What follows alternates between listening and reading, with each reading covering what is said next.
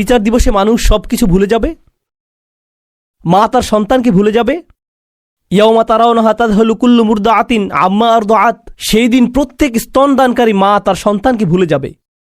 ইয়াউমা ইয়াফিরুল মারউ মিন আখিহি ওয়া উম্মিহি ওয়া আবিহি ওয়া সাহিবাতিহি ওয়া বানিহি, সেদিন প্রত্যেক মানুষ তার ভাইয়ের কাছ থেকে পালিয়ে বেড়াবে। সূরা মারিজে এসেছে।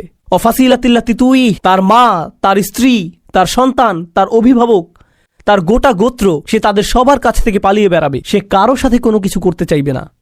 ওয়াতাকাত্তাআত বিহিমুল আসবাব, কোরআন বলছে সকল সম্পর্ক ছিন্ন হয়ে যাবে। কিন্তু ঈমানদারদের জন্য এমনটা হবে না। ঈমানদারদের জন্য এমনটা হবে না। সে জান্নাতে প্রবেশ করবে এবং তার ভালোবাসা অব্যাহত থাকবে। কার জন্য?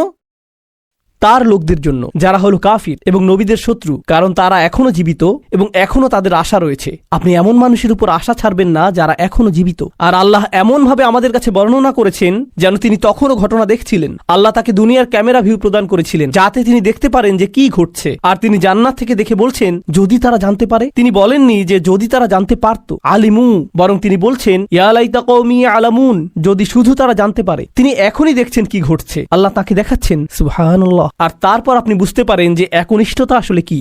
আমরা মুসলিমরা একনিষ্ঠতার কৃত্রিম ধারণা তৈরি করেছি। আমি এটা মানতে পারি না। একনিষ্ঠতা শব্দটিকে নিয়ে আমরা যা করছি, তুমি যা করো তার সবকিছুতে ইখলাস থাকতে হবে। সব সময় তোমার নিয়তকে যাচাই করে চলবে। এখনই যাচাই করুন। কারণ যদি একনিষ্ঠতা না থাকে তাহলে তোমার কোনো কাজেরই মূল্য থাকবে না। আর তোমার একনিষ্ঠতা থাকতে হবে শুধু এবং শুধুমাত্র আল্লাহর জন্য।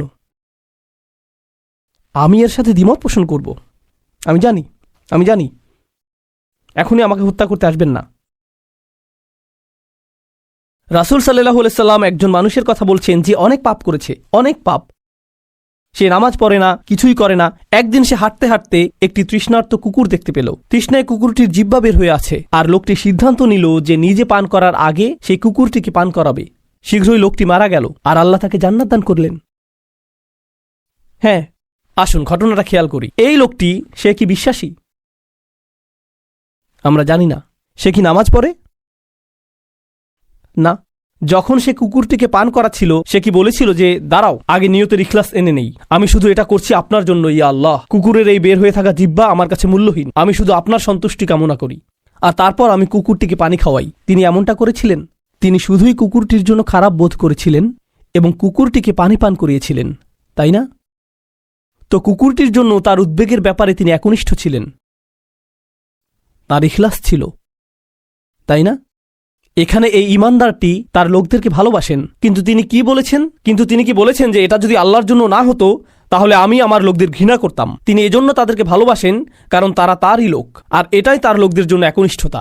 ইবাদতের ক্ষেত্রে আল্লাহর প্রতি আপনার একনিষ্ঠতা থাকতে হবে, আপনার পিতামাতার প্রতি আপনার একনিষ্ঠতা থাকতে হবে, শুধু আল্লাহর জন্য না, বরং এজন্য যে তারা আপনার পিতামাতা।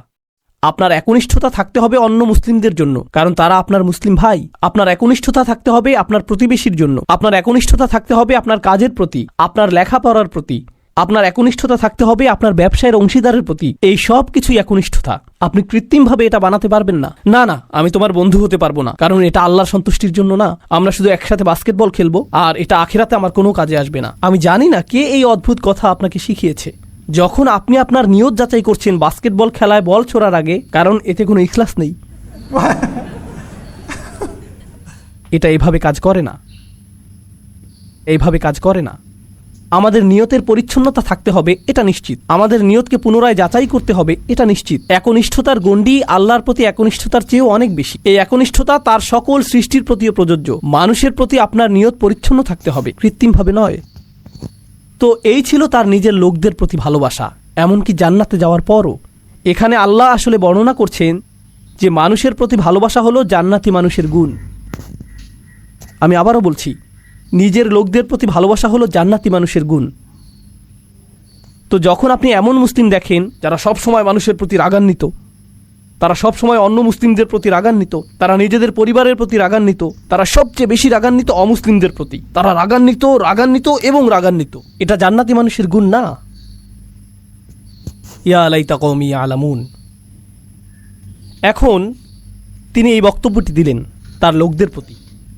আমরা এমনকি তার নামও জানি না, আর তার কথাগুলো কিয়ামত পর্যন্ত পাঠ করা হবে। এখন আপনার এবং আমার কথোপকথনগুলোর কথা ভাবুন।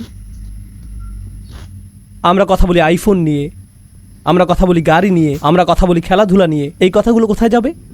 এই কথাগুলো কি চিরদিন থেকে যাবে? না। এগুলো কি পৃথিবীতে কোনো কল্যাণ নিয়ে আসবে? না। জানেন এই সম্পর্কে ভাবতে গিয়ে আমি কি উপলব্ধি করছি? আল্লাহর কাছে কথা হলো অমূল্য রত্ন। লোকটি কোনো নবী নন, তবুও তার কথা কোরআনে সংরক্ষিত হয়ে আছে। আল্লাহ কি অন্য জিনিসে সংরক্ষিত রাখেন? আকুল্লা শাইইন আহসাইনাহু ফি ইমামিম মুবিন। আল্লাহ বলছেন যে আমি সব কিছুই সংরক্ষণ করে রাখি। তিনি সব কিছুই সংরক্ষণ করে রাখেন। তো কোন জিনিসটি আপনি সংরক্ষণ করে রাখতে চান? ভালো কিছু, কোনো একনিষ্ঠ পরামর্শ? আপনাকে কি ব্যাপক জ্ঞানের অধিকারী হতে হবে ভালো কিছু বলার আগে? এই মানুষটির কি ভালো কথা বলার আগে অনেক অনেক ডিগ্রির প্রয়োজন হয়েছিল? বিষয়টি জটিল নয়, শুধু ভালো মানুষ হন। লক্ষ্য করুন কেমন চমৎকারভাবে কোরআন সন্নিবেশিত। যখন তিনি জান্নাতে গেলেন আর তিনি বললেন যদি আমার লোকেরা জানতে পারে, পরের আয়াতে তিনি বলছেন বিমা গফর আলী রব্বি ওয়া জাআলানি মিনাল মুকরামিন, সেই ক্ষমা যা আমার প্রভু আমাকে প্রদান করেছেন আর আমাকে তাদের অন্তর্ভুক্ত করেছেন যাদেরকে সম্মানিত করা হয়েছে। তিনি জান্নাতের দুটি জিনিসের কথা বলছেন, ক্ষমা এবং সম্মান। সূরার শুরুতে এসেছে ফাবাশশিরহু বিমাগফিরাতিন ওয়া আজরিন কারীম। সূরার শুরুতে আল্লাহ বলছেন কোনো এক স্থানের সেই একাকী ঈমানদারদেরকে অভিনন্দন প্রদান করো যে সে পাবে ক্ষমা এবং সম্মানসূচক প্রতিদান। মনে আছে সেটা? ক্ষমা এবং সম্মানসূচক প্রতিদান। এখন সূরার মাঝখানে এই মানুষটি জান্নাতে পৌঁছে গেলেন এবং বললেন ইয়া আল্লাহ, আপনি আমাকে ক্ষমা প্রদান করেছেন এবং সম্মানিতদের অন্তর্ভুক্ত করেছেন। পুনরালোচনা, নিখুঁত পুনরালোচনা, এটাকে বলা হয় কুরআনের ইহকাম ওয়াল কুরআনিল হাকিম। এই আয়াতগুলো নিয়ে শেষে একটি বিষয় আমি আসলেই ভালোবাসি, তা হলো যখন তিনি তার লোকদের সাথে কথা বলছিলেন তিনি বললেন ইন্নী আমানতু বিরব্বিকুম, আমি ঈমান এনেছি তোমাদের প্রভুর প্রতি, আমি ঈমান এনেছি তোমাদের প্রভুর প্রতি। কিন্তু যখন তিনি জান্নাতে প্রবেশ করলেন তিনি বললেন বিমা গফর লি রব্বি, আমার প্রভু। একই মানুষের কথা। এখন তিনি বলছেন আমার প্রভু। যখন তিনি জান্নাত দেখলেন, যখন তিনি জান্নাতে প্রবেশ করলেন, যখন তিনি ক্ষমা লাভ করলেন, যখন তিনি আল্লাহ প্রদত্ত সম্মানের অধিকারী হলেন। প্রসঙ্গক্রমে কারো দ্বারা সম্মানিত হওয়ার অর্থ কি? কিভাবে আপনি কারো দ্বারা সম্মানিত হতে পারেন বলতে পারেন আমাকে? স্বীকৃতি পাওয়া। হ্যাঁ, কারো স্বীকৃতি পাওয়া। কেউ আপনাকে অভিবাদন জানালো, কেউ আপনার সাথে কর্মর্দন করতে আসলেন, এটা দ্বারা তিনি আপনাকে সম্মানিত করলেন, তাই না? আমি এখনই বলে দিচ্ছি সামনের আয়াতগুলোতে এটা আসবে। সেখানে আল্লাহ বলছেন সালামুন কওলাম মির রব্বির রহিম, এই সূরাতেই। আরো পরে আল্লাহ বলছেন তিনি তোমাদেরকে বলবেন সালাম। তো শুরুতে তিনি বলছেন আমি তোমাদেরকে প্রদান করব সম্মানিত প্রতিদান, সম্মানিত প্রতিদান, সম্মানিত প্রতিদান। সেই সম্মানিত প্রতিদানটি কি? কতটা সম্মানিত এটা হতে পারে? আমি কি একটা মেডেল পাবো? কোনো সার্টিফিকেট দেওয়া হবে পরীক্ষায় পাশ করার পর যেমনটা দেয়া হয়? কি সার্টিফিকেট আপনি পাবেন? আপনি পাবেন সালাম, আল্লাহর পক্ষ থেকে। এটাই আপনি পাবেন। তো যখন তিনি তা পেলেন তিনি ভুলে গেলেন যে এই প্রভু অন্য কারো প্রভু, তিনি শুধু তারই প্রভু। আমার প্রভু আমাকে ক্ষমা প্রদান করেছেন, আমার প্রভু আমাকে সম্মানিতদের অন্তর্ভুক্ত করেছেন, তিনি আমার প্রভু এবং শুধুই আমার প্রভু। সুবহানাল্লাহ।